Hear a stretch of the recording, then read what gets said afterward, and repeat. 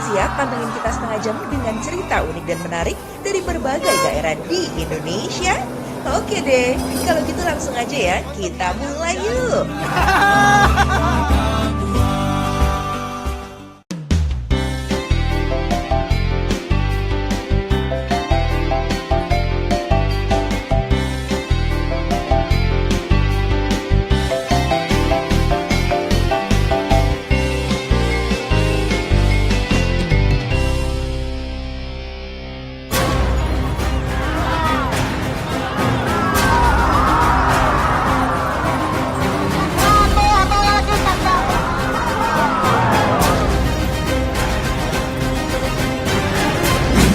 Tradisi Pasola. Ini dia tradisi yang menguji keberanian dan sportivitas. Pasola dijalankan masyarakat Sumba Barat dan Sumba Barat Daya yang menganut agama asli Marapu. Dalam kepercayaan Marapu, elemen terpenting adalah menjaga keharmonisan antara manusia dengan nenek moyang.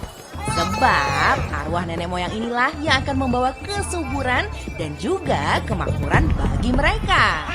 Permainan pasola biasanya diadakan sebagai puncak dari pesta adat Nyale, yaitu upacara adat untuk memohon restu para dewa dan arwah nenek moyang agar panen tahun tersebut berhasil dengan baik. Pasola berlangsung pada bulan Februari dan Maret, namun untuk tanggal pastinya tidak menentu. Tergantung dari hasil perhitungan secara adat oleh para rato atau tetua adat. Tradisi ini hanya boleh dilakukan oleh pemuda Sumba aja, baik mereka yang masih lajang maupun sudah menikah.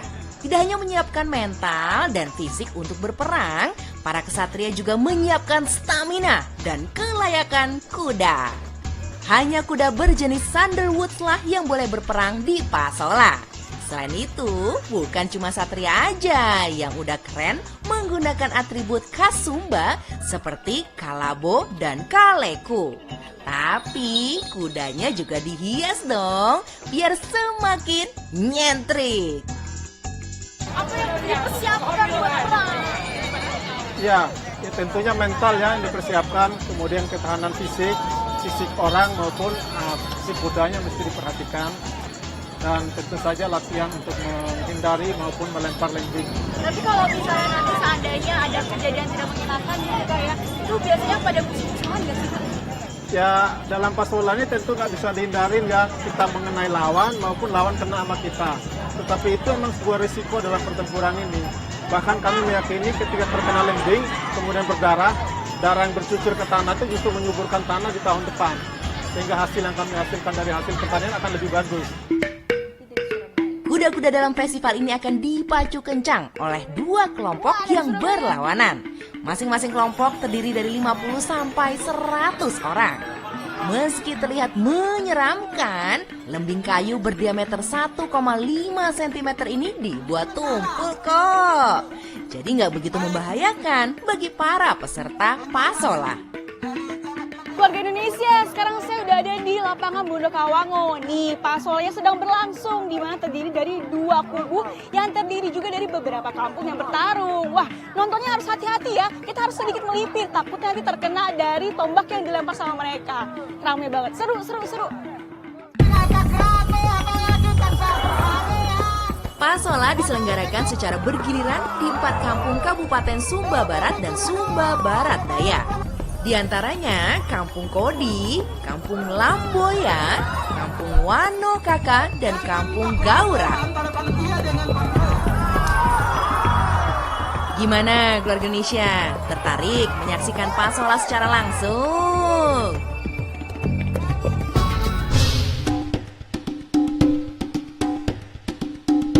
Menurut saya yang pertama ini ditutup-tutupi. Kalau pemerintah daerah katakan tidak tahu, ini omong kosong. Ada kepala desa, ada camat, ada puskesmas. Kalau di kota, gizi buruk itu karena anaknya tidak mau makan.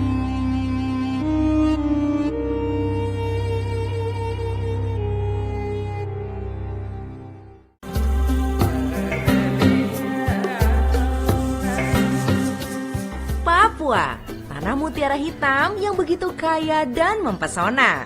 Bak sebuah surga yang masih menyimpan banyak cerita, baik tentang keindahannya maupun tentang kisah kelamnya. Dan yang masih menjadi sorotan banyak mata dan cukup membuat terperangah, yaitu kejadian gizi buruk dan campak di Kabupaten Asmat.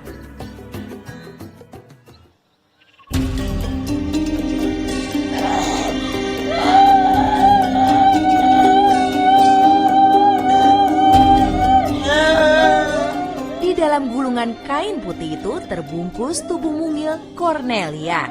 Bocah berusia 2 tahun ini tidak kuasa menanggung sakit yang dirasakannya selama ini. Semasa hidupnya, Cornelia berjuang melawan komplikasi sejumlah penyakit akibat gizi buruk yang dideritanya. Mulai dari pertama itu, badan mulai begitu pertama sakit, mulai dari situ sudah mulai macam pemalas makan. Selain itu, di tempat lain rumah sakit umum daerah Agats terus dipenuhi pasien. Ruang perawatan, instalasi gawat darurat, hingga lorong-lorong rumah sakit ditempati pasien yang sedang menjalani perawatan. Bahkan garasi rumah sakit satu-satunya di Kabupaten Asmat ini juga menjadi tempat untuk menampung korban yang terus bertambah. Yang kami temukan ini adalah ibaratnya puncak dari gunung es. Ya, puncak dari gunung es itu yang kami temukan saat ini. Dan kami melihat masalahnya tidak hanya 1-2 bulan ke belakang, tapi lebih lama daripada itu. Gizi buruk di sini itu tipenya berbeda. Tipenya berbeda kenapa? Kalau di kota, gizi buruk itu karena anaknya tidak mau makan. Anaknya tidak mau makan, entah karena penyakit, utamanya karena penyakit kalau di kota. Tapi di sini, gizi buruknya yang dimakan tidak ada. Dalam kurun waktu 4 bulan sejak September 2017 hingga awal Februari 2018, sudah lebih dari 72 anak, termasuk yang di bawah 5 tahun meninggal dunia akibat gizi buruk serta komplikasi berbagai penyakit, seperti campak, pneumonia, dan malaria keluarga Indonesia. Lalu apa yang sebenarnya menjadi penyebab dari kejadian ini? Persoalan infrastruktur kesehatan bisa menjadi jawabannya. Ditambah dengan kebiasaan warga lokal yang bertolak belakang dengan kaidah kesehatan. Harus diakui, akses ke pusat pengobatan masih sangat sulit. Kalaupun terjangkau, infrastruktur dan tenaga medis yang ada sangat terbatas. Ya, tentu persoalan kompleks yang seakan masih sering hilir mudik di kabupaten yang terletak di bagian selatan Papua ini membutuhkan upaya dan juga kerjasama dari banyak pihak agar tidak lagi dijumpai anak-anak dengan gizi buruk maupun yang tidak bersekolah, serta label terpencil, tertinggal, dan terbelakang tidak lagi melekat abadi di tanah Papua.